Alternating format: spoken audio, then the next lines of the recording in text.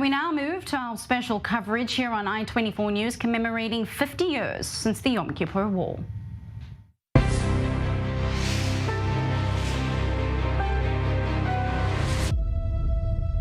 A former I24 News journalist turned travel blogger and YouTuber recently visited the 1973 War Museum in Egypt called the 6th of October Panorama to see a different perspective of the conflict. Alec Pollard uploaded the extended version of his visit to the museum following its appearance as a scene from another video titled "What Happens When an Israeli Visits Egypt?" The upload corresponding with the 50-year anniversary of the war. In the blog, Alec details what he thought about the museum and the Egyptian reactions to both the war and his video. Here's a snippet. There's an Israeli tank that was captured in the Sinai, and it's on display here in the museum. While inside is a series of video screenings. How Egyptians resisted defeat and prepared for the war of revenge and victory, and the various strategies used in surprising the enemy up until the victorious end. So now this gentleman taking me to see the movie display, and it's a private show because there's nobody here. No. So yeah, here. This is the display hall. Huge screen. I am ready. Yes, thank you. Let's see the movie. ضد مواقع العدو في سيناء على امتداد الجبهة وفي العمق. My God.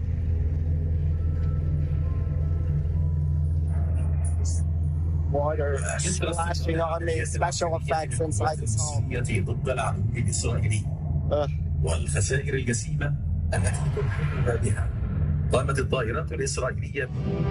So this panorama section is basically dedicated to the Egyptian crossing of the Suez Canal, which definitely was an impressive military achievement and the portion of the war where they had their early successes.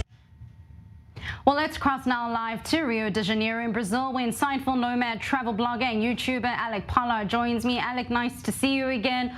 All week we've been broadcasting special reports on the channel, mostly from the Israeli perspective of the Yom Kippur War. But as you point out, Egyptians and no doubt the Syrians have a very different collective memory of that war. What were your main takeaways of some of those differences?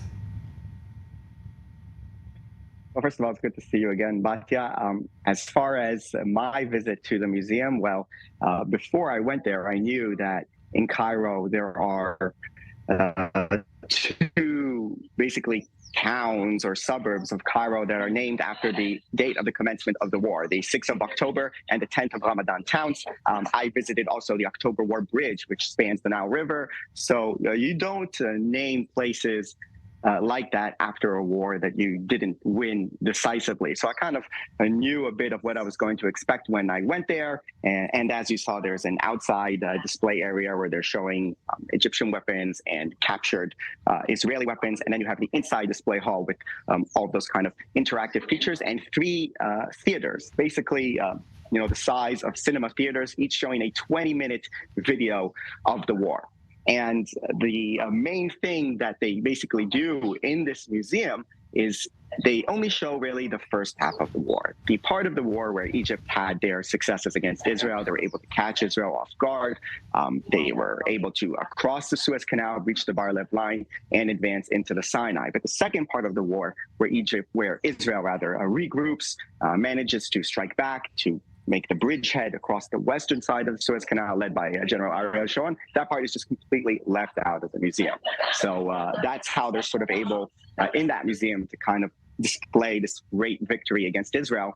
And the main thing that kind of was problematic for me about it was this idea that they also said specifically in the video that they liberated the Sinai Peninsula in the war. They smashed Israel in the war, and they took the Sinai Peninsula by force in the war. And as we know, there was quite a gap of around 6 years between the war and the signing of the peace agreement between Israel and Egypt, and a further 2 years until Israel peacefully withdrew from the Sinai Peninsula as part of a full peace agreement and recognition of the state of Israel. And that was what was missing from the museum, which displays Israel still just very much as the enemy, and how Egypt smashed the enemy in the war and took their lands by force. Now, outside of your travel experience, visiting the museum must have been quite the experience as an Israeli citizen. And as you mentioned, Egypt may have surprised Israel back in 1973, but they did not win this war, yet they've opened up a whole museum dedicated to it, quite a large museum for that matter. What was it like as not only an Israeli citizen, but also someone who served in the Israeli military, to see the Egyptian perspective of it? Look, it was very interesting. Again, I kind of knew what to expect when I went to visit that museum, which was that they would display it as a victory and they might omit certain facts that didn't really fit in with the narrative.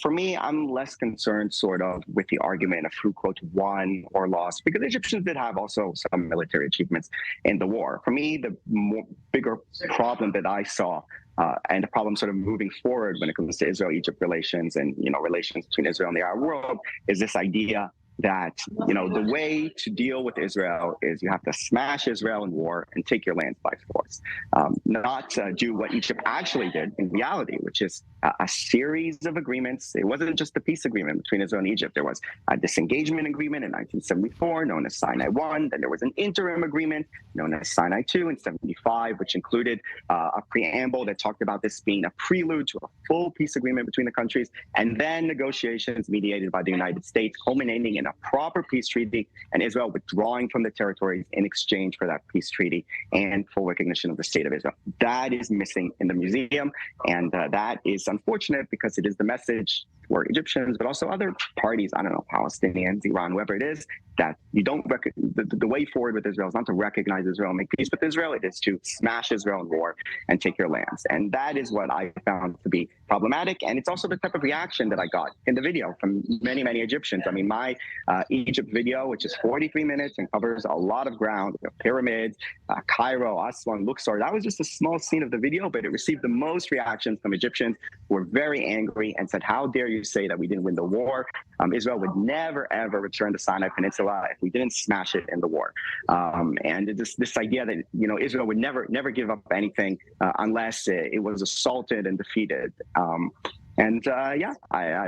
find that as unfortunate. And I think still many Egyptians, not all, because I also received a lot of positive reactions and Egyptians who reached out to me and said they loved my video, the full video, not just that scene, and they want to visit Israel now and so forth. But I would say there were more negative reactions talking about Israel still being the enemy of Egypt and, saying there's no Israel, it's Palestine and things like that. I think a lot of Egyptians still view Israel as an enemy country. Right, and Alec, just briefly, obviously this by far the most political video you have made as a travel blogger. I'd like to find out what exactly brought you to that in the first place, moving more towards the political scene in this video. Was it the fact that it was corresponding with the 50-year anniversary of the Yom Kippur War, the fact that you were an Israeli, the comments in your video? What prompted you to put up this political side of it in the first place? Right. Well, first of all, I was in Egypt in May, so it was close to the 50-year anniversary, but before. And I did a full video of my visit to Egypt, and that was just one scene. And I thought it would be very interesting to go and visit this museum. And I loved the museum. It was really interesting, and it was a fun experience. And I had this display hall all to myself, and I interacted there with the clerks and everything. It was very, very interesting, and indeed good content for my video.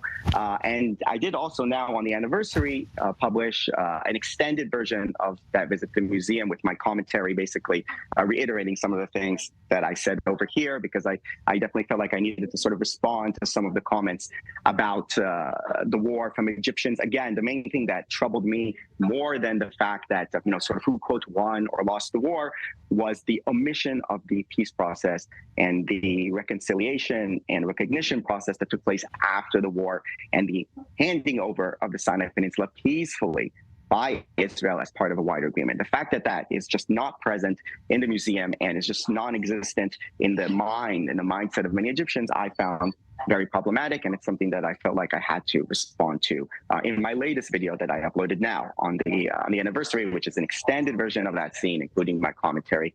It's something that I felt like I wanted to speak out on, even though, again, my blog is primarily a travel blog. Right. I was a journalist, as you know, at I24news, and I wanted to get away from the politics a little bit and do some other things. But I guess the bug is still there a little bit, and I felt like I wanted to respond to that.